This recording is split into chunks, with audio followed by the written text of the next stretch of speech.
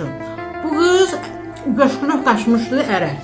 Atası, anası bunu icazə vermirdilər, razılığı vermirdilər ki, bu oğlana getsin. Nəysə qız çıxıb gedib, 1-2 ayın gəlini bunu qaynatası, qaynanəsi, əri də bir tərəfdən yola vermirlər.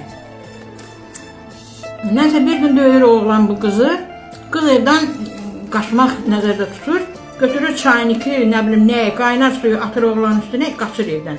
Qaçır uzaq bir qohumunun evinə. Gedir orada qalır, bir gecə, 2 gecə bilmirəm. Atasının evinə niyə qaça bilmir? Çünki qardaşı əskər şeydən türmədə yatıb çıxmış oğlandı.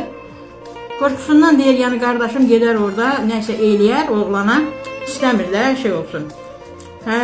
Bunun indi qohumları, xalası, bibisi, əmisi, dayısı, hamısı qoşulurlar bir-birlərinə ki, sözü bir yerə qoyurlar ki, biz nə qayraq, nə eləyək? Axırda anası, qızın anası deyir ki, dayı vallahi indi bunun nə eləyək? Barışıq olsun da. Yəni,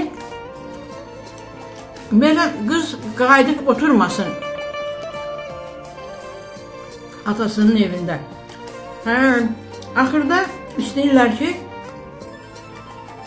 bu barışıq da, yəni əmələ gəlsin, biz belə deyirik də, yəni bu fasonda. Qız qayıtsın ər evinə.